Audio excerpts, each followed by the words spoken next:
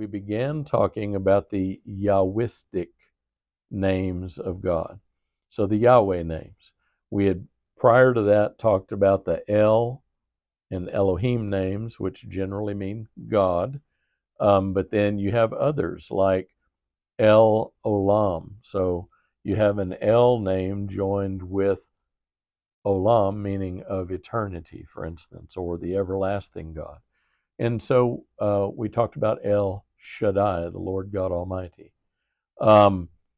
So the last time that we were together, we talked a little bit more in depth about the name Yahweh. Now, one thing that I want you to, that I want to be sure that I'm saying, I've told you over and over and over that Yahweh's is a name that we can't get to the bottom of. There's just no way. We can't, yeah, Yahweh, no way, right? Yeah, I realized that that was a little pun.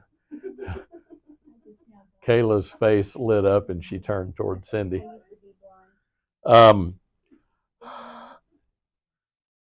So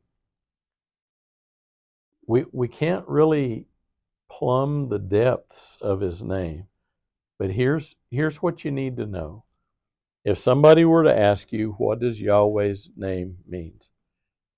His name is a verb. Okay, now I talked about this, but I'm also going to say a few things that I haven't said in the past. Okay, his name is a verb. It's a to be verb, a state of being. It refers to his nature, to the way that he is.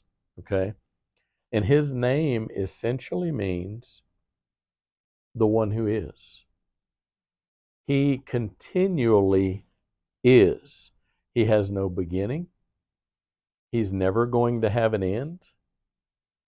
He still is, and I've said this before, he still is in the past. He's fully in the present, but not only is he just alive and well on October 1st, 2025,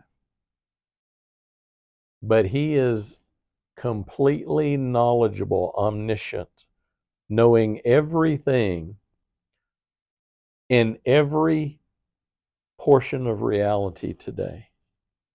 And he's still present in that knowledge in the past. He knows the arrangement of every atom and every molecule in the universe and where each one has always been. You ever been fishing or boating or camping on a lake or on a river on the ocean? You have, I know. And rain starts to fall. And what do we see? We see little rings where the raindrops are hitting the water, right? But which one of us can go and retrieve one of those raindrops? Yahweh can.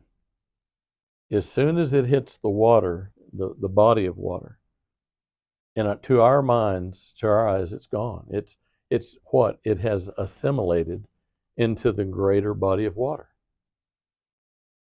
And what happens? In that drop of water, how many atoms, how many molecules, neurons, protons, electrons are there? Untold, right? And so those diffuse into the ocean, for instance.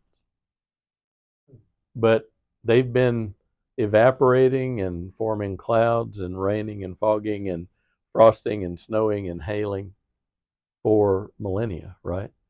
And Yahweh knows where every one of those atoms, every one of those molecules has ever been.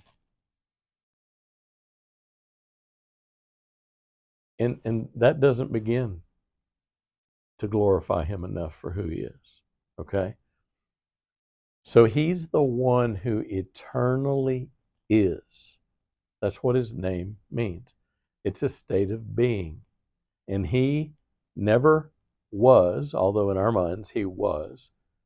More accurately, he is. He is now, he already is in the future, he still is in the past, and he simultaneously is altogether. And as I previously said in a former class, I think, well, it was on a Wednesday night because it was live here rather than on video. I said that the Lord holds all things. He has all knowledge, every detail about everything present in his mind in one single act of cognition. In one thought, all things are present in his mind simultaneously. That's the best I can do to describe who Yahweh is and what his name means. And that doesn't begin to do it because he is so majestic, so matchless, so beautiful, so wonderful, so exalted, so in total control of all comprehension, all understanding, all knowledge, all wisdom, that how can we describe him? Okay? So Yahweh is the one who is, or another way to say it, he's the one who is ever present. He is ever, he's the self-existent one, meaning he exists by his own power, and we can't understand how that is. There's never a time when Yahweh was not. He wasn't created. He just always has been. And we can't yet, until we're with him one day, begin to understand what that is, what that means. But he's the eternally self-existent one.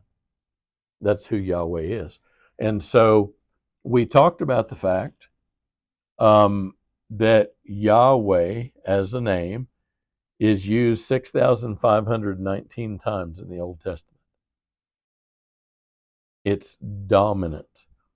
And many times, including in the last few weeks at George West, for instance, when I've been preaching, or whenever I'm opening us up for worship right before we start singing, sometimes I'll read a psalm. And David, for instance, will say, Yahweh, and in 5 verses, he'll say, Yahweh, Yahweh, Yahweh, Yahweh, Yahweh. Why?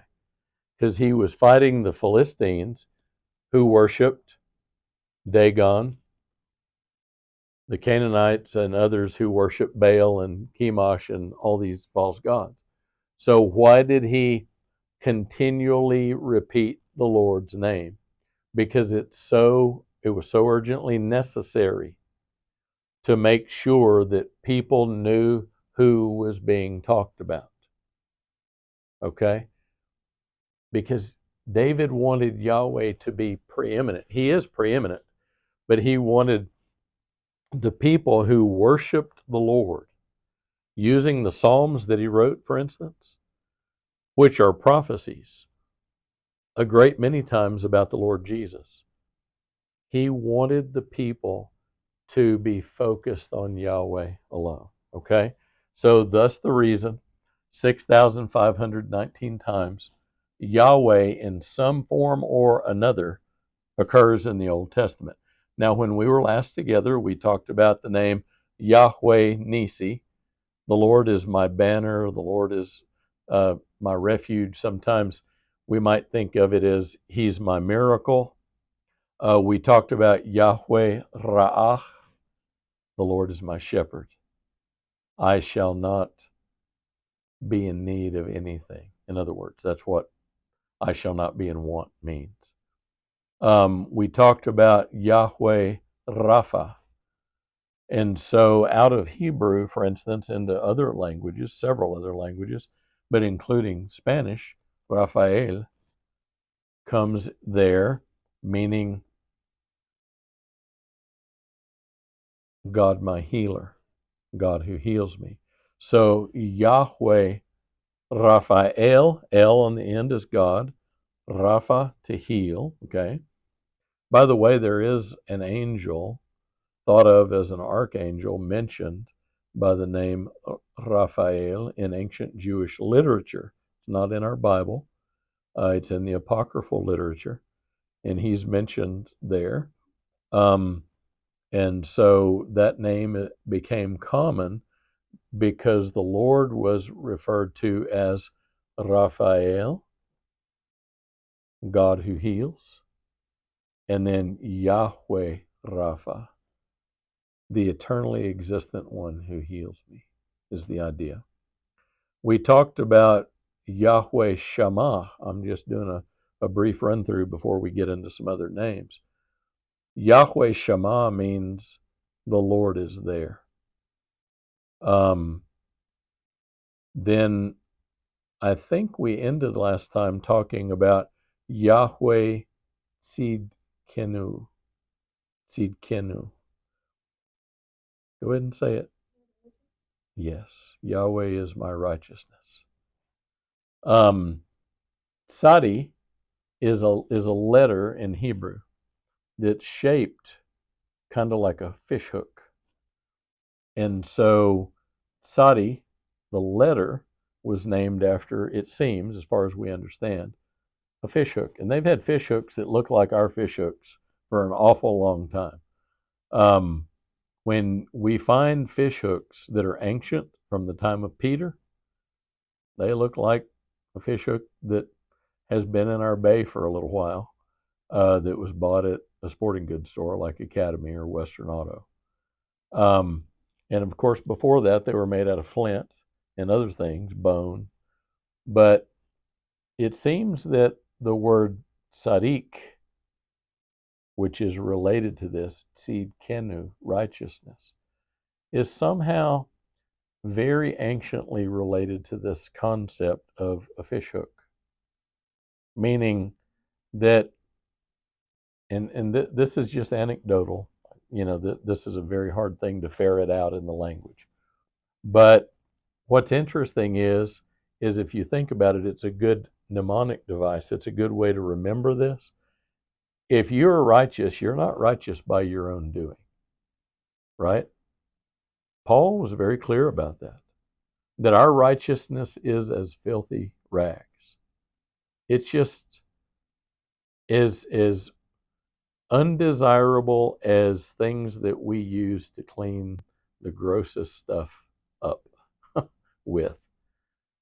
That's what our righteousness is like. But Paul said in Ephesians that we are his workmanship. He's the master craftsman who creates in us something that's worth being, worth having, right?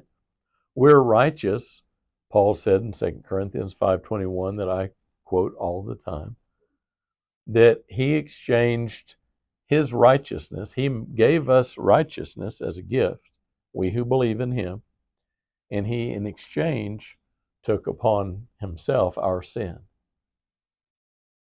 Wasn't a fair trade. But once he has made you righteous, don't miss this, the idea that I'd like to communicate, and this may be pushing the language a little bit far, but I want to give you something to remember it by. It's as if he put his hook in you, and he says, okay, I have you now. You're my child. You belong to me. I'm not letting you go. Now, can we become apostate and not believe? Well, yeah, we can. But the point is that once he hooks us, if we truly are his, even though we'll sometimes doubt, we'll fail, we'll sin, what does he do? If you like to fish, you know what? You better keep the line tight, because big fish, smart fish, can throw the hook, right? And our God does what? He makes us righteous by grabbing a hold of us, when we believe. And what does he do? Remember, this is just to help us remember. He keeps the line tight, right? He doesn't let us off the hook because he loves us, you see. And so I think that's a beautiful way to remember this name, Yahweh, who is our righteousness. This word, tzidkenu, or tzaddik, doesn't directly mean fish hook, although the letter tzadi was named the letter, it's a T with an S on it. It's actually pronounced that way. Like in Hebrew, you have the letter sin, and the letter sheen, sh. Okay? In biblical languages, you have letters that go pss, like air coming out of a tire. We have a p and a s in English, right? but we don't have a ps or a sh or a ts. We make those sounds, but in Hebrew and in Greek, there are actually letters that make those sounds. And the letter ts, tsadi, seems to have been named after an ancient bishop. So try to, I think it's worth remembering that. All right, now the first name that we're going to study tonight, the first new one, and this is the biggest mouthful of any of the names of God in the whole Bible, and it is Yahweh Mikod Dishkem. Everybody made a funny face. Okay, let me break it down. Yahweh, we know that one already. Okay. Many times in Hebrew, not every word that starts with a mem, an m to us in Hebrew starts this way. But here, Mikod Dishkem, this is what it means. The M is the word that basically means who. The M can many times in Hebrew mean who, what, when, where, why, those kinds of things, okay? And it's put on the front of the word. Now, Kod is shortened from the word Kodesh. And you might have heard of the name of the Holy Spirit in Hebrew, Ruach, that is Spirit, Ha, the Kodesh, the Holy Spirit. The Spirit who is set apart for God's purposes, okay? Mikod means who is holy, okay? And the M on the end of it, that Mikod Dishkem, is kind of like all put together. It's Yahweh, the one who sanctifies you. Remember how I've told you in the past that we are saved? Well, let me put it this way. We were saved at some point in the past, right? When we believed. We are being saved, and ultimately one day we shall be saved. Okay? In other words, we have been saved from the punishment of sin, okay? We are being saved from the power of sin. One day we will be saved from even the very presence of sin. So during this time while we're alive on earth, if we're walking with the Lord in the light of his word, what a glory he sheds on our way, right? As the song says. As we walk with him and talk with him, he is sanctifying us. Now, sanctus in Latin, related to san or santa, okay, santo, santos. It means to be holy, to be set apart, to be reserved for. So as the Lord is saving us from the power of sin, what happens? We come to faith, and he saves us from the punishment of sin, right? We're saved, we're delivered from that. But then as we go on in our Christian walk, how many times do we fall down and skin our spiritual knees? Well, a bunch of times, right? And then the way I like to describe it is that Jesus, he bends down and he picks us up.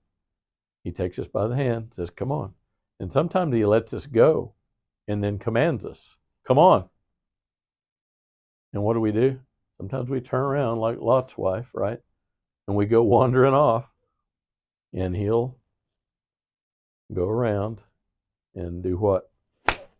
Swat us on the rear end, right?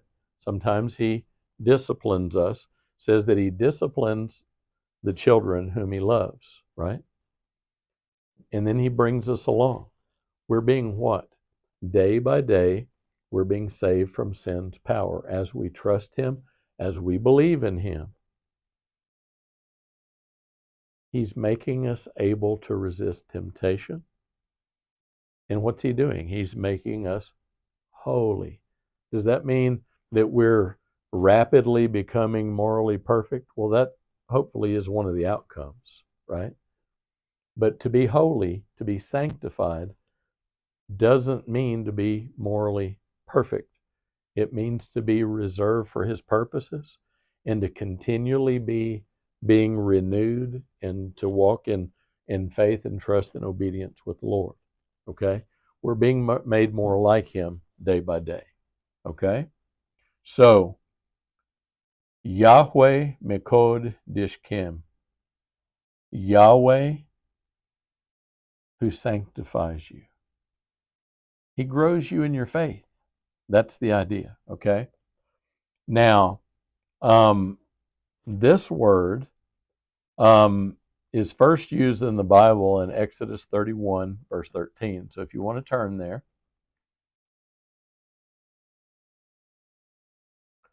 Exodus 31, 13.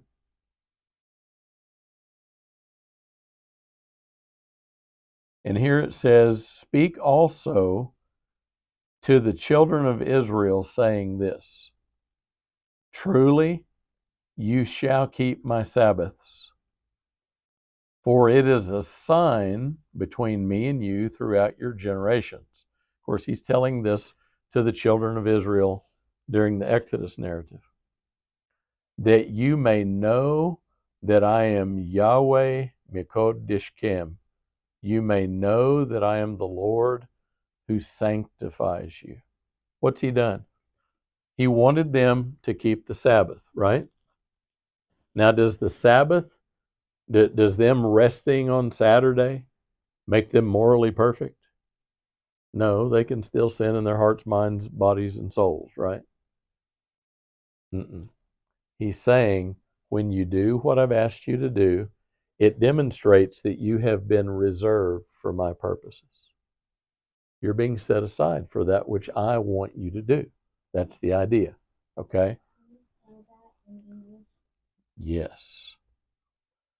So Yahweh, and then MEK, thank you for asking, ODDISHKEM,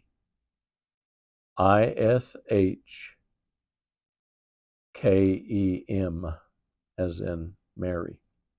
MEKODDISHKEM. Yahweh Mikodishkem.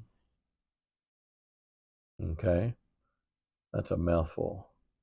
Now, do y'all need me to spell any of these others? I don't know if I spelled them. Did I spell them in the previous lessons? Okay, let me go back and give you these. Okay, write them down somewhere. I think it's time well spent, because there's no sense in going over them if we don't recognize them. And you'll remember that in the videos that I made and in the live classes, that I gave you scriptures where these occur, and I tried to give them to you slowly enough that you could write them down. But here's what you need to know: is you can always go to our YouTube channel once the videos are posted, and you can go back and review this. The first reason the YouTube channel became a reality was because of y'all. It was to be a resource for y'all, and now we're hoping that we're asking the Lord to make it a resource for people all over the world. So you can always go back and reference those scriptures. But okay, let's start with L. L is just the letter E, L, okay? And then a form of that is Elohim, Elohim, Elohim. And then we have El Shaddai. These are two separate words. So capital E, lowercase l, and then capital S, H, A, D, D, A, I, El Shaddai, the Lord God Almighty. Okay? El and Elohim mean God, and Elohim can mean gods, plural. It's the context that determines whether it's Yahweh who's being referred to or his heavenly host, or even the spirits, departed spirits of deceased human beings sometimes. It depends. Then El Elyon, so capital E, L, lowercase l, separate word, capital E, Lyon, El Elyon, the Most High God, or God Most High. Remember, this is the name in Genesis 14. Says that Melchizedek was priest of God Most High, of El Elyon. Okay, so if you're taking notes, you might want to write that down.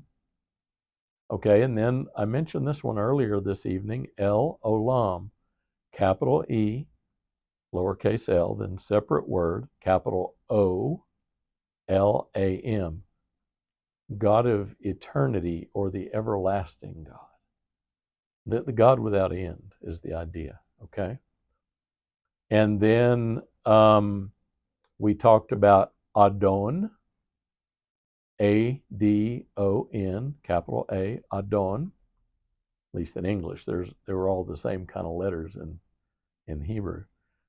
And Adonai, so A-D-O-N-A-I. And they both mean Lord, sovereign, or master.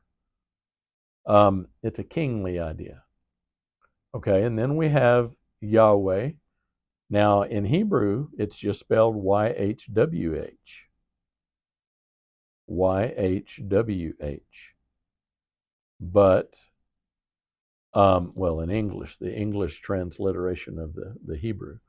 But we would spell it Y-A-H-W-E-H. Y-A-H-W-E-H.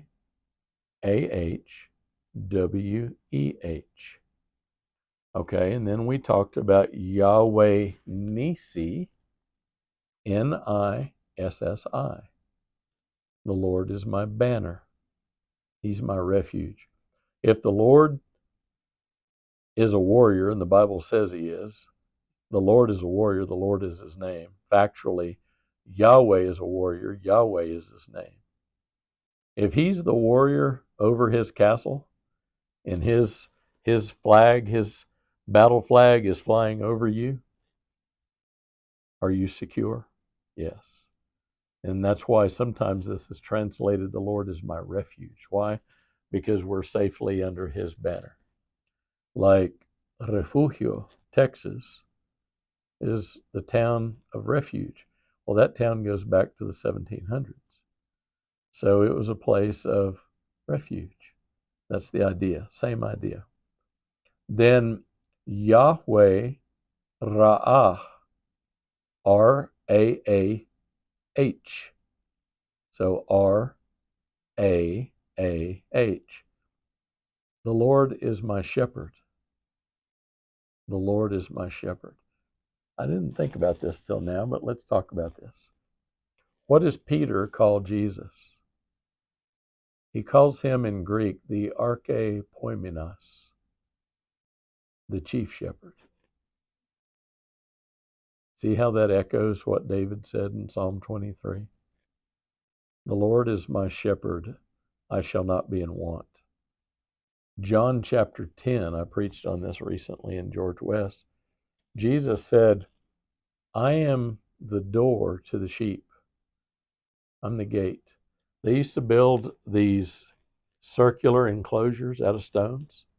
A circle is the strongest geometric form, right?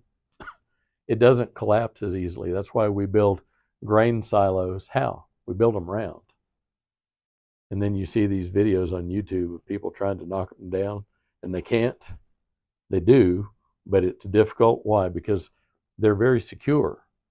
Well, the ancient people understood this, and they would stack up dry laid masonry, so stones, field stones, without mortar, and they'd stack them nicely and neatly, about yay high, and they'd make a round enclosure. And at the front of it, it came to an opening about this wide, and that was called a sheepfold. What'd you do? You would fold the sheep into the arms of the sheepfold at night, right, to protect them. And then what would the shepherd do? He would sit down in the opening. Jesus was saying, I'm the door, I'm the gate to the sheep. I sit down, once I have all my sheep in my sheepfold, I sit down at the door. And he says that the thief comes in by another way. He doesn't come in through the gate.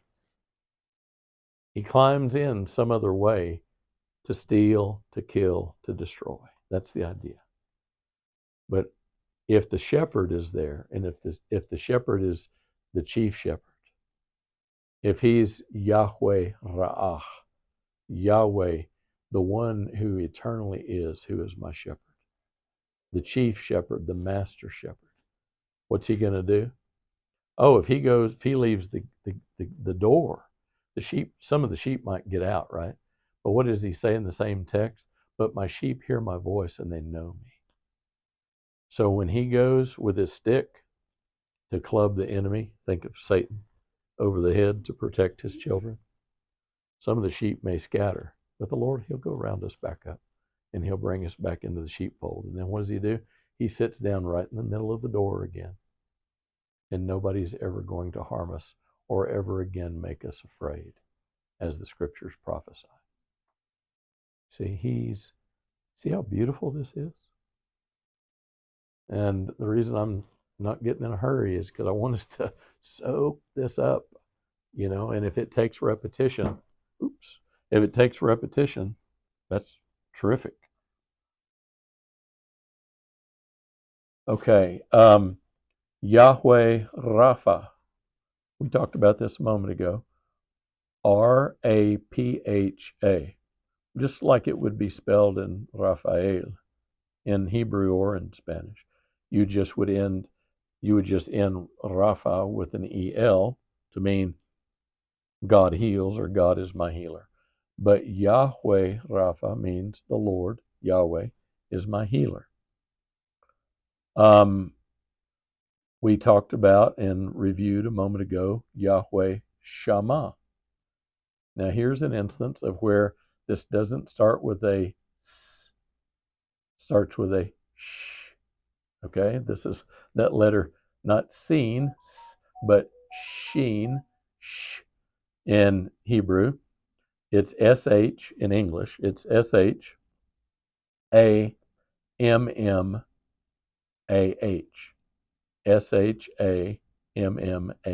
Shema. The Lord is there. And here, the Bible said, and the name of the city shall be Yahweh Shammah. Guess what? One day,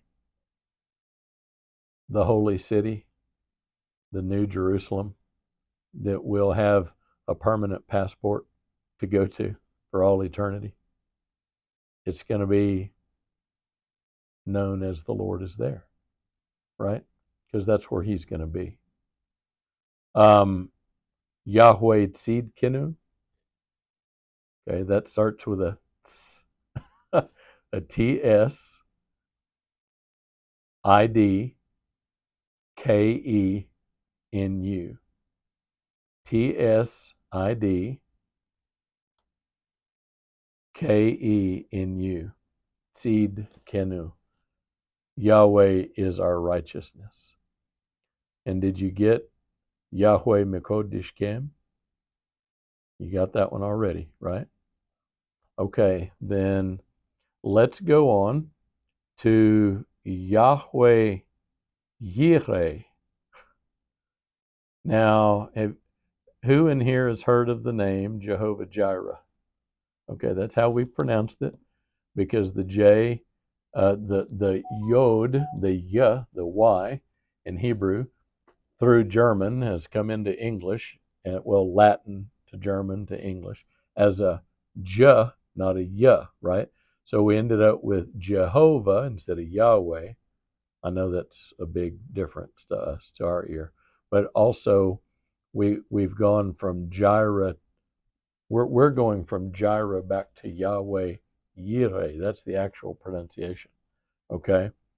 And so that means Yahweh who will provide, or Yahweh my provider. So Yahweh Yireh, it's YHWH. Y-I-R-E-H. I had to think about it for a second. Y-I-R-E-H.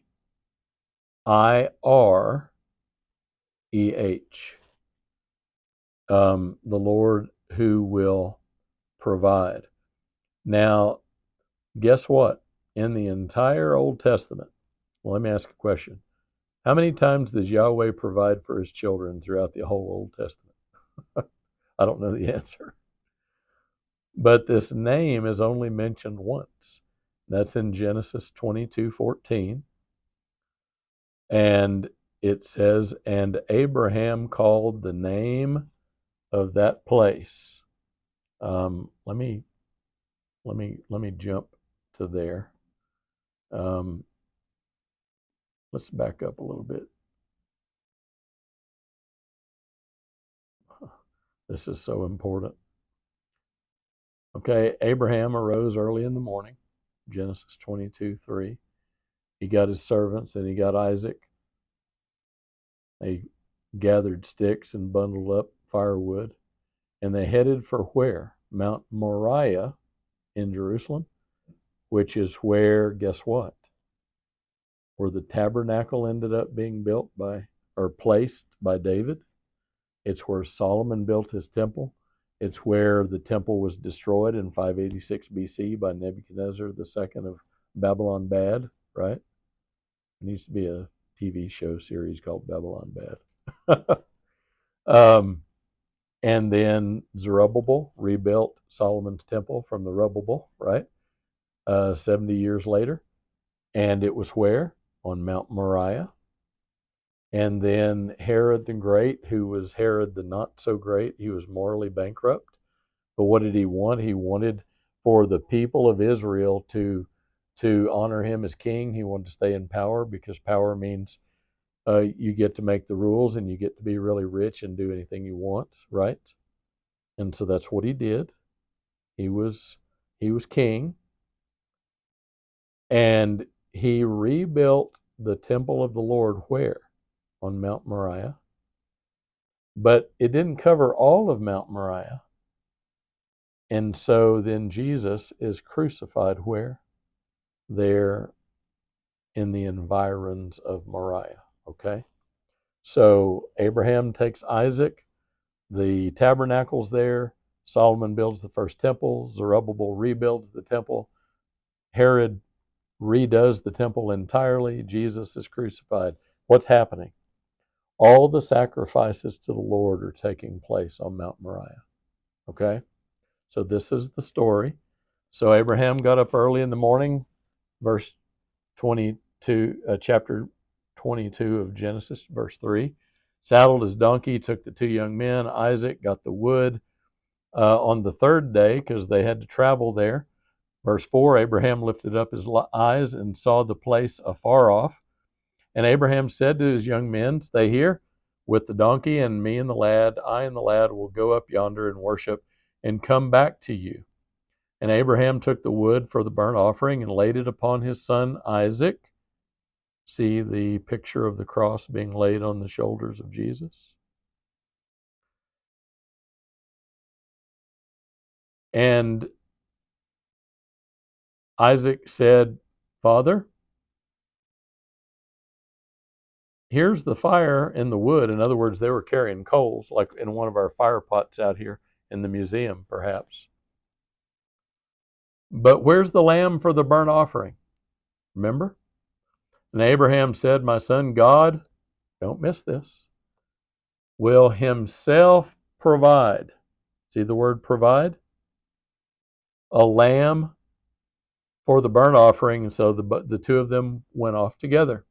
And they came to a place which God had told him of, verse 9. And Abraham built an altar there and laid the wood in order, and bound Isaac his son and laid him upon the altar upon the wood. And Abraham stretched forth his hand and took the knife to slay his son, that is Isaac. But the angel of Yahweh called out to him out of heaven and said, Abraham, Abraham. And Abraham said, here I am. And he said, do not lay your hand upon the lad, neither do a thing to him, For now I know that you fear God, seeing that you have not withheld your son, your only son, your unique son. Who? He's not his only son. The word means his unique son. In John 3:16, or whosoever, right, believes in the only begotten, that's an unfortunate translation. You know what it means? The superlatively unique Son of God. Because we're sons and daughters of God, right? Not his only son. It's his only son who is like only Jesus can be. Who was Isaac? He was the only son who could be what Isaac was, because he was the son of the promise that Yahweh had promised. He had Ishmael already, right? Ishmael's a big grown guy by now. And then later he has many other sons. Verse 14, and Abraham, let me back up. Back up. Tell me real quick about the one and only son again. How you described him there? Yes. In John, the word in Greek is monogenes. It's monogenes.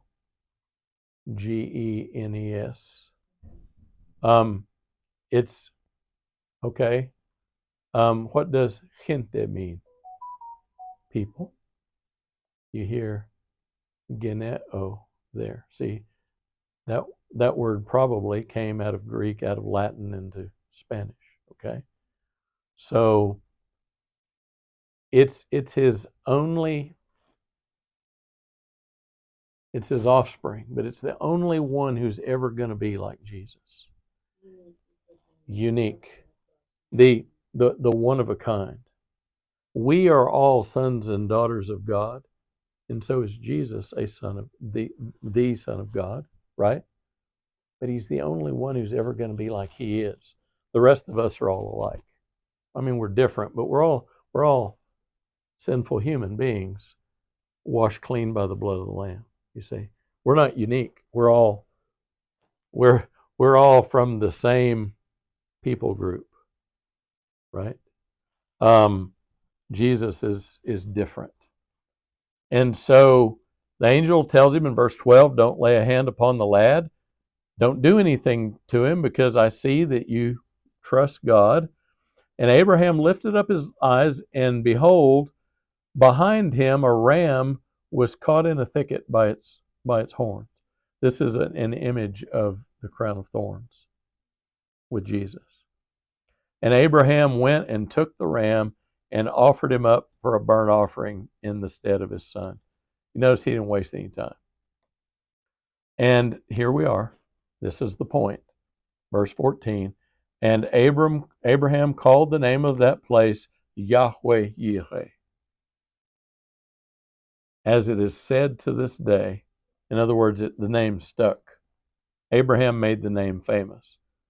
In the mount of Yahweh it shall be seen. So what does it mean? Yahweh then said, in the place where the ram was caught by his horns in the thorn bush or in the thicket, I now name this place Yahweh has provided. Yahweh will provide. He has kept his promise. Okay? That's the idea. Okay? So that's where we get that. So that was the next one on the list. We got about 15 minutes, so we're doing okay. The next one is Yahweh Shalom. Shalom. Shalom. And shalom means what? Peace. Okay. Now, believe it or not, I like to say this a lot. The ultimate purpose of God in our lives brings us peace. It may not be in order to bring us peace, but that's certainly part of it, right? Because if we believe in him, we trust in him, then ultimately what happens? Even in this world, if we don't have peace, we will have peace. Okay, Charlie Kirk died an awful death. It was violent. It was not peaceful. Is he in peace now? At peace now? Yes. The last words out of his mouth were declaring Jesus. Okay? And so what has the Lord done? He's brought Charlie to shalom. Now, is peace, in this case, shalom, is it only the absence of chaos? No. Don't miss this about shalom. Write down notes about this. Shalom means, it does mean the absence of chaos. But can the Lord bring you peace even when chaos is all around you? Yeah, he surely can. Right? And we've all experienced that. So it doesn't only mean the eradication of chaos or the absence of chaos.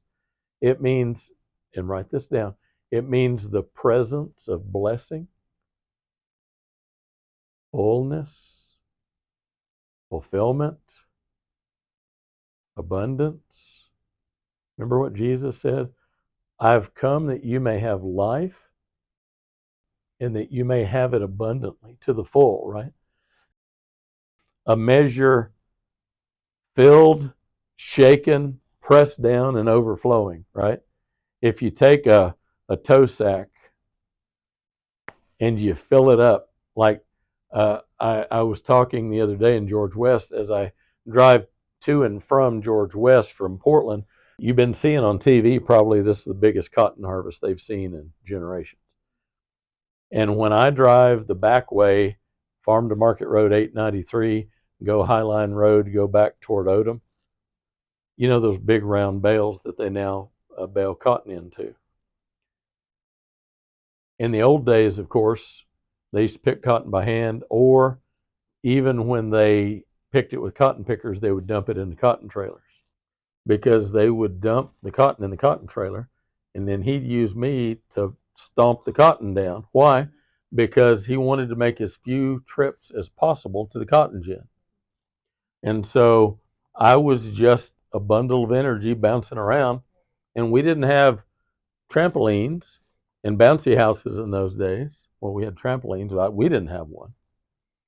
And so he would put me in those cotton trailers. And when I was 6, what would happen? I'd end up like up to here in it, right? Because I had little bitty feet. As my feet got bigger, I stayed on top better. I got heavier. By the time I was 12, 13 years old, I had a little bit of muscle. So what would they do? They would lift the cotton sacks that they were, and he was still picking cotton by hand in those days on his farm. He had people physically picking by hand 120-pound cotton sacks. They'd put them on the cotton scale, and they'd weigh them out, and then they'd heave them up there, and what would I do? Well, the thing weighed more than I did. But I'd get a hold of the end of that sack, and I'd dump that sack out, right? And then go tromp in that cotton. By the time I was 13, it wasn't as much fun as it was when I was 8. Okay? But then he started paying me a little more, so that was a good thing. Now, a cotton sack, how much cotton will it hold? A lot. I mean, 120 pounds used to be common. But it'll hold more if you do what? If you pack it down, right? You get your feet, you get a foot down in there and you stomp, right? And you don't want to drag a real heavy sack very long. But the point is, this picture in the scriptures of filled up, pressed down, shaken, to do what? To settle the grain. That's the idea. To settle the grain in a jar or in a sack to the point where it's overflowing and you can't get one more grain of barley or wheat in the sack. One more cotton boll. You can't do it. Okay, that's the idea. Now let's talk about Yahweh Shalom.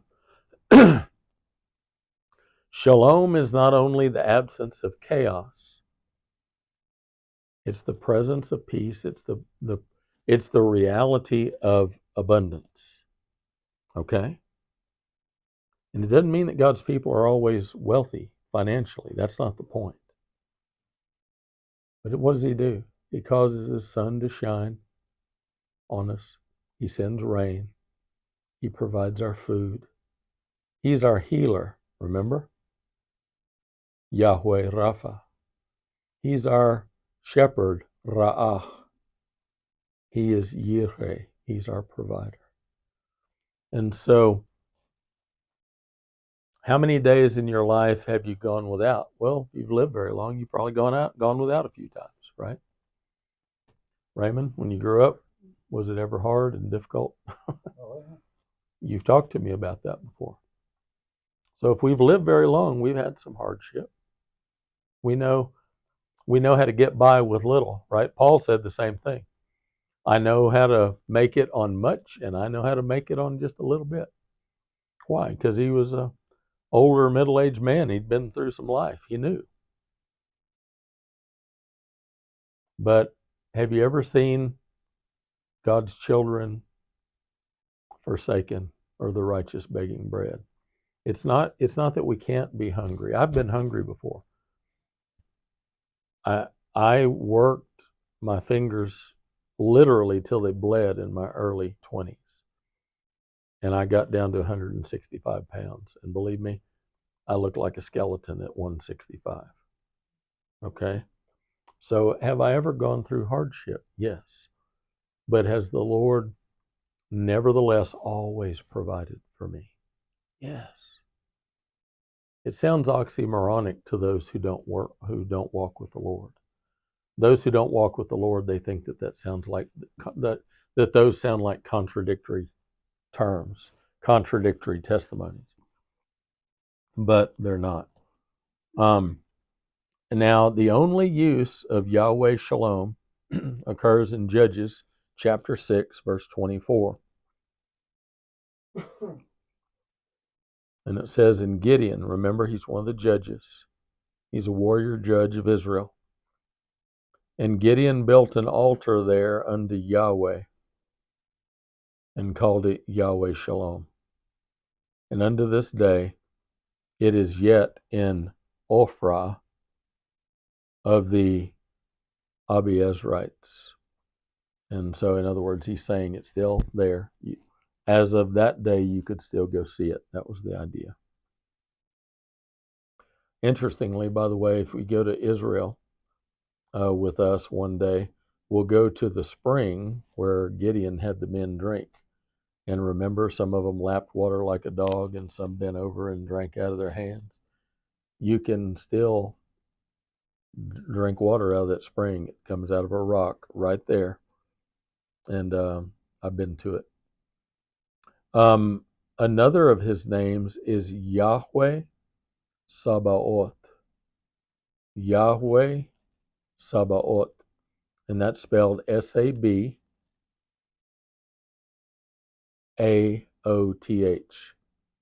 S-A-B-A-O-T-H.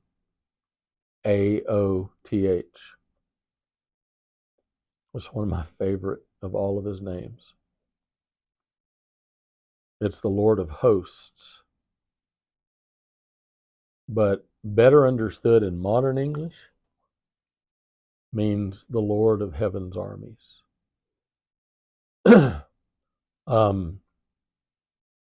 This term is used, Sabaoth, either with Yahweh or with Elohim, a total of over 285 times.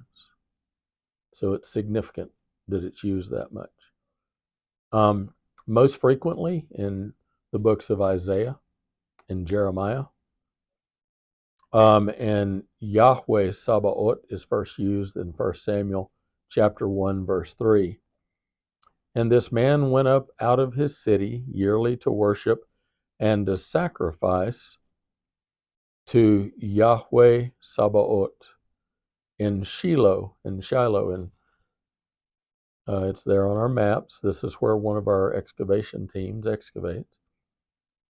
And the two sons of Eli, Hophni and Phinehas, the priests of Yahweh, were there. So, of course, this is talking about the story of the birth of Samuel when Hannah prayed for a child. And so Interestingly, she goes there, and does Hannah feel peace? No, she's in turmoil because Peninnah, her rival wife, was Elkanah's other wife, her husband, was tormenting and torturing her emotionally. But what does Yahweh do? He brings her shalom. He is Yahweh shalom. Cindy? It's just interesting to me that here. Oh, not shalom. Sabaoth. Sorry. I'm transposing my names. He did bring her peace. But what's the name? I got off track. The name is Yahweh Sabaoth. Not shalom, not peace here, but the Yahweh of heaven's armies. It's like the opposite. But how does he bring peace to his children many times? To the nation of Israel, by surrounding his people with his holy angels, right? How many times does he defend and protect you every day? We don't know, do we? But he does. And sometimes bad things happen to God's people. But have you ever been rescued from certain death? Of course you have. Cindy and I have told the story about how we were driving on the Crosstown extension and a piece of pipe came out of the back of a truck and hit our windshield right in front of my face at, I don't know, 70 to 100 miles an hour, I guess it was coming. And it bounced off the windshield without doing any damage to it. It would have killed me instantly. I missed a massive lockdown that flew out of the back of the Mm-hmm. truck. And I had never like lost control of the vehicle before. Yeah. And my car was all over the road, and I just somehow the Lord got control of that. The Lord got Because control. all of a sudden, Cindy's saying when a mattress came out of the back of the car. I'm saying for the sake of those who are listening on the video one day, or will be. Yes, I was driving down SPID in Corpus Christi 30 years ago, and a tailgate came off the back of a pickup. Now, 30 years ago, tailgates weren't a piece of aluminum glued to a piece of plastic. a tailgate back then was heavier than a whole car. Yeah, a Today. tailgate was heavier than a whole car. And I can't explain it. You would think if the tailgate came off the truck, that it would hit the ground and come to a quick stop. I can't explain the physics behind this, but it was twisting like this, and it was coming at me not only was I driving, 65, 70 miles an hour, but it seemed to my eye to be coming at me at the same speed. So like our closing velocity was well over 100 miles an hour, and it was throwing sparks up because it was steel hitting the asphalt, the gravel and the asphalt making sparks. And somehow the Lord protected me. He encircled me. And that tailgate, thankfully, it was airborne for a little while. I mean, if it had come through a windshield, it'd killed everybody in a car. It went underneath a vehicle behind me. I saw it happen. And that car went from highway speed to 0 miles an hour in like 1 second. And I'm sure it destroyed the whole underside of their car.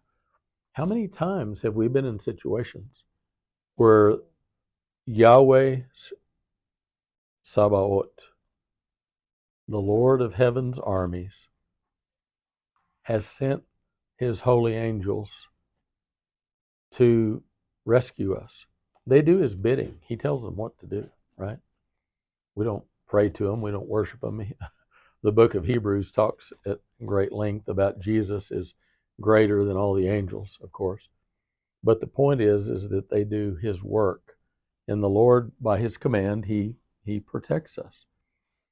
So anyway, I'm sorry I transposed those. But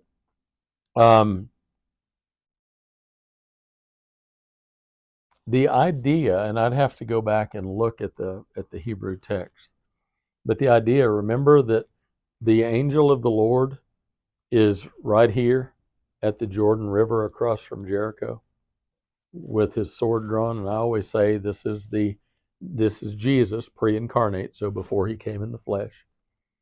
And Joshua comes up, whose name interestingly means Yahweh saves. It's the same name as Jesus. And he sees this man with a sword drawn, and I don't think it's like this. I think he's got his sword drawn for attention. And Joshua says, "Are you for us or against us?" And the angel of the Lord says, "Neither.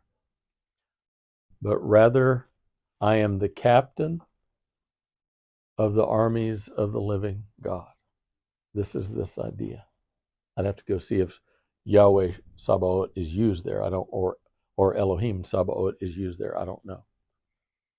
It's worth looking up.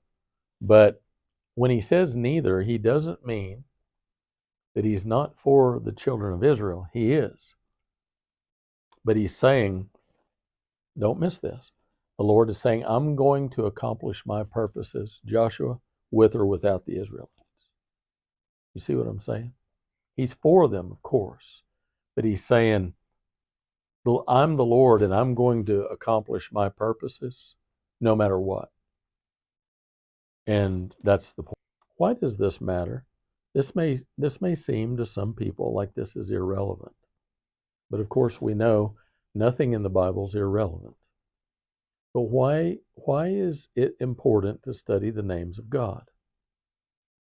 Because it tells us about God's character, his nature, his dependability, his trustworthiness, his love, his power. You see, his attributes, his divine nature. It tells us those things. That's why it's important to know this.